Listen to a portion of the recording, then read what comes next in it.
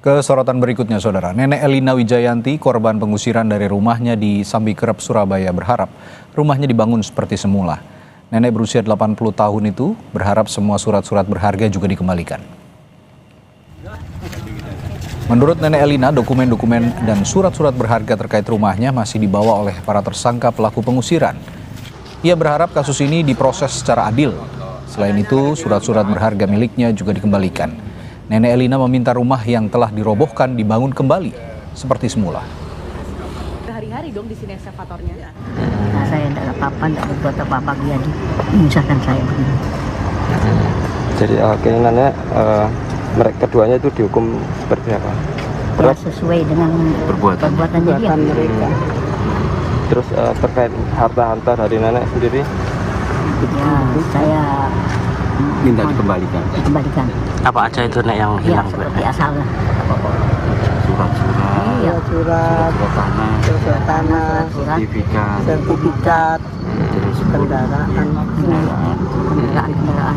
dalam motor. mari, ya. Nah, dia Sepeda biasa, laptop. Terus untuk rumah sendiri nenek keinginan seperti apa? Untuk rumah sendiri? Bangun kembali. sudah seperti semula. Seperti yang Iya, semula. wong kita tidak punya salah. Sebelumnya, penyidik Polda Jawa Timur menangkap Samuel Adi Kristanto yang diduga mengusir dan melakukan kekerasan kepada Nenek Elina. Samuel ditangkap polisi usai dilaporkan oleh Nenek Elina karena diduga telah mengusir dan melakukan kekerasan secara bersama-sama.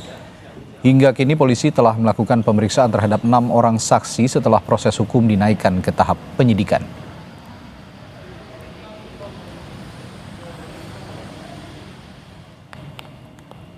Polisi yang menaikkan kasus pengusiran Nenek Elina ke tahap penyidikan sekaligus sudah memeriksa 6 orang saksi dan 1 mobil pickup yang digunakan untuk mengangkut barang Nenek Elina juga turut disita.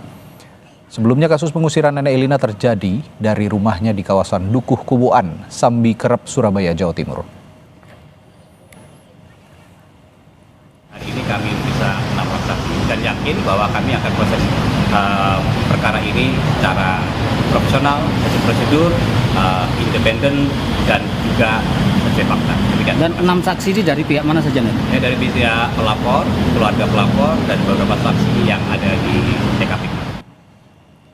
Soal kasus pengusiran Nenek Elina, Menteri Sosial Saifullah Yusuf bilang setiap kasus yang menyangkut perlindungan warga negara, terutama lansia, harus ditangani sesuai prosedur dan ketentuan hukum yang berlaku. Gus Ipul mengingatkan dan meminta warga tidak memprovokasi atau terprovokasi dan menyerahkan sepenuhnya penanganan kasus ini kepada aparat penegak hukum. Lansia, anak-anak, penyandang disabilitas, itu adalah kelompok-kelompok rentan yang kita lindungi. Harus kita fasilitasi, kita berikan perlindungan. Kalau memang ada masalah, selesaikan dengan baik, ya, supaya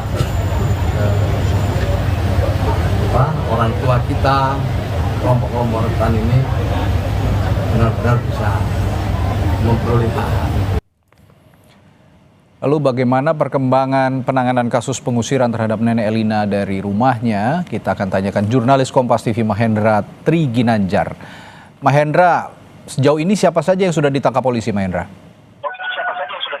Ya, Randi dan saudara, bahwa pihak Direktorat Reserse Kriminal Umum Polda Jawa Timur telah melakukan penyelidikan dan penyidikan terkait kasus pengusiran ataupun dan juga pengerusakan rumah dari Nenek Elina Wijayanti, di mana pihak Polda Jawa Timur sendiri telah menetapkan 2 orang tersangka, yaitu Samuel Adi Kristanto dan juga M. Yasin, di mana Samuel sendiri telah diamankan oleh Direskrimum Polda Jawa Timur pada hari Senin kemarin, dan juga untuk M. Yasin yang merupakan ormas salah satu oknum ormas yang videonya viral saat tersangka ini yaitu M. Yasin ikut serta ataupun ikut mengangkut paksa ataupun mengangkat paksa Nenek Eliana dari dalam rumahnya saat kejadian sebelum terjadinya pengerusakan rumah dari Nenek Eliana.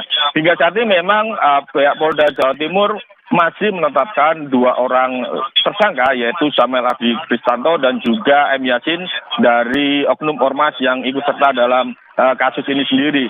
Sementara itu dari pihak kuasa hukum Nenek Elina ini juga meminta adanya penyidikan terkait mafia tanah, di mana memang dalam kasus ini adalah merupakan kasus jual beli tanah yang melibatkan Samuel, di mana pihak kuasa hukum Nenek Elina ini meminta pihak Polda Jatim juga menyelidiki adanya dugaan mafia tanah, di mana dalam AJB ataupun jual beli, akta jual beli yang dilakukan oleh Samuel ini sendiri terdapat berbanyak kejanggalan, di antaranya adalah surat AJB ini terbit pada bulan September 2025 kemarin, di mana memang kasus ini sendiri terjadi pada bulan Agustus tahun 2025 ini sendiri. Selain itu juga di dalam surat AJB ini tidak ada tanda tangan dari Nenek Eliana maupun yang mewakili. Bahkan kedua tanda tangan ini dilakukan oleh Samuel sendiri. Ya, Randy. Ya, tadi Anda mengatakan sudah 2 ya yang ditetapkan oleh tersangka, yakni Samuel dan juga M. Yasin. Dari 2 tersangka yang telah ditetapkan ini, Hendra, peran dari Samuel dan juga M. Yasin ini apa saja? Apakah memang yang memerintahkan dan mengeksekusi atau memang ada peran lainnya, dan juga apakah ada kemungkinan tersangka baru yang akan ditetapkan di kemudian hari? Ya, Randi dan saudara, bahwa untuk peran dari Samuel Ardi Kristanto ini sendiri adalah pelaku utama ataupun otak dari kasus yang saat ini ditangani oleh Polda Jawa Timur. Sementara untuk M. Yasin yang